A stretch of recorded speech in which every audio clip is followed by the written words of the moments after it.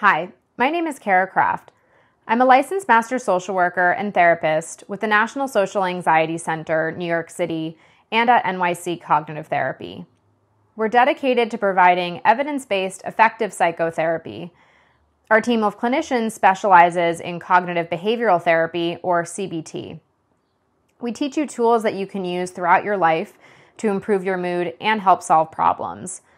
And as the regional clinic for the National Social Anxiety Center, we work with clients to develop a treatment plan that is time-limited and goal-oriented to provide solutions and skills to improve your social anxiety. Today, we're going to talk about assertiveness, what it is, why it's an important skill to cultivate, and some strategies to help build and strengthen this skill. Assertiveness is something that many people with and without social anxiety struggle with. Many people fear that being assertive means they will come across as pushy, selfish, or argumentative. Particularly for individuals with social anxiety, negative harsh judgments, such as being seen as mean or pushy, are something to be feared and avoided at all costs. And so many people with social anxiety tend to take on a more passive communication style in favor of being viewed as nice, agreeable, and avoiding uncomfortable conflict and confrontation. However, by being more passive, we hold back from expressing our true needs, desires, and interests. And when we don't feel like we can express our true selves, we may become more anxious and depressed. Our jobs and relationships are more likely to suffer because we may become resentful when others aren't able to read our minds and figure out what it is that we really want, but avoid asking for directly. Assertiveness isn't just about asking for a raise or promotion at work. It also shows up in how we say no to things we don't want to do, set important boundaries, or express our unique opinions to a group that might not agree. Also in how we pursue dating interests and ask for what we want and need in romantic relationships. All of these are important things to living a fulfilling life. And so developing assertiveness is key to building a life full of the career opportunities, relationships, and activities that make you feel more confident and satisfied. And so let's start by debunking some myths about assertiveness. Assertiveness is not about pushing and arguing until you get what you want in a situation. Assertiveness is about building effective back and forth communication that allows for the consideration of the thoughts, feelings, and needs of both you and the other person with whom you are communicating.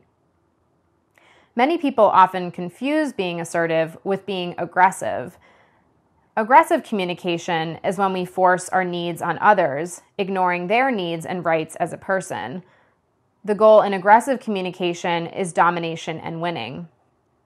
Speaking or shouting in a loud voice, using a sarcastic or condescending tone, and demeaning gestures such as excessive pointing are typical signs in aggressive communication. On the other hand, passive communication tends to consist of more behaviors such as avoiding eye contact, speaking in a soft voice, posing statements as questions to make them less direct, or laughing and making jokes to hide or soften the thing we are really trying to say. In passive communication, we focus solely on the desires of the other person and ignore our own needs and wants. So another way to bust these myths about assertiveness is to think of it as a happy medium between being passive and aggressive. Assertiveness is a way of openly, calmly, and directly expressing our opinions and needs while actively listening before responding to others. Assertive behaviors include balanced eye contact, open body language, and a clear and direct tone of voice. The goal isn't winning or giving in, but striving for a compromise between yourself and the other individual. So now that we've clarified what assertiveness is not, let's get more into what assertive communication does sound like. Maybe you've heard of the phrase using I statements before. The idea behind assertive communication and I statements is owning and taking responsibility for your thoughts and opinions and stating them as your own. We want to avoid blaming others and also diluting our statements behind questions, sarcasm, or other easy out phrases, saying things like, I'm sorry to ask, but, or no big deal, don't worry about it. For example, a more passive statement would sound like, "I'm sorry to do this, but do you take returns on this item?" Compared to a more assertive statement, "I need to return this shirt and would like a refund." When using I statements, you clearly state and own what it is that you need or are asking for. Let's say there's another situation where you need to say no to a request or set an important boundary. For example, maybe your boss sent you a last-minute request that they would like you to finish today. However, you already have several other important tasks on your plate. A more passive response would be to accept the assignment, maybe start to feel stressed and overwhelmed by your workload, and then stay late to finish everything. A more assertive response would be to summarize the ask from your boss and also state what your needs are in this situation.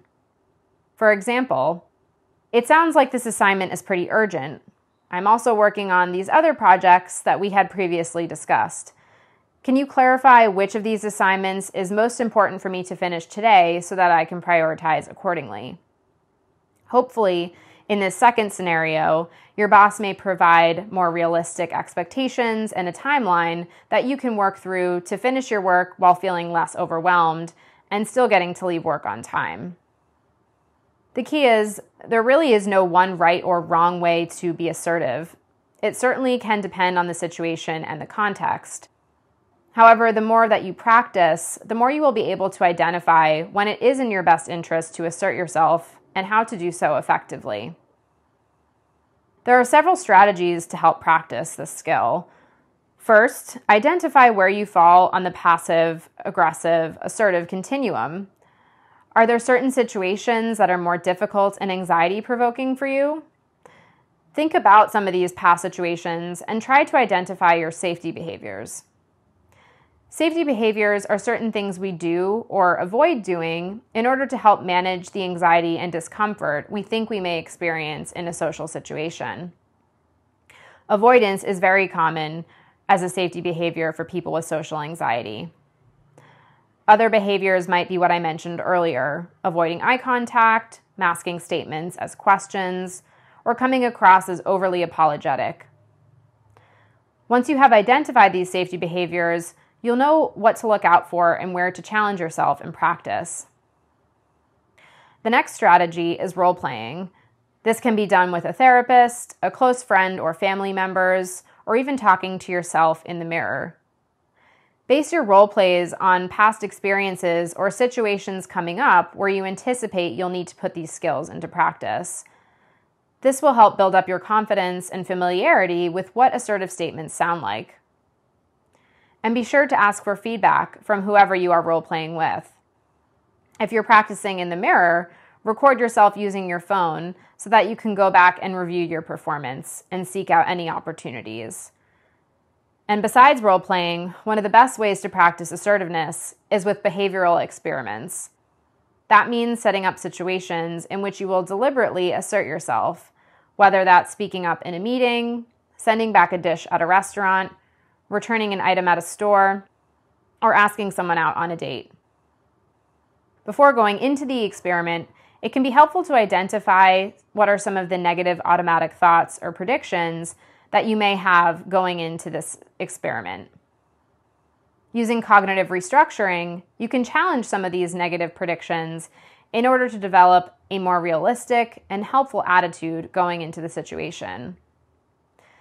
It's also important to remind yourself of the safety behaviors that you want to avoid doing during the experiment. And embracing these experiments with an attitude of curiosity rather than perfection can be more productive to simply getting out there and hopefully expressing the true you. So to summarize, remember that assertiveness isn't about winning or being pushy or selfish. It's a way of communicating that is honest, clear, and direct in stating your opinions while also listening to the needs of others. Using I statements, open body language, good eye contact, and a clear and direct tone of voice are helpful action items to think about as you put this into play. And the best way to start asserting yourself is through practice, whether that's at home in the mirror, with a therapist, or setting up your own behavioral experiments. Just starting where you are today is the first step towards overcoming social anxiety and building the life you want and deserve. For more information on some of the steps mentioned today, such as cognitive restructuring or behavioral experiments, or to get in touch with a clinician, be sure to check out our website at nationalsocialanxietycenter.com or nyccognitivetherapy.com.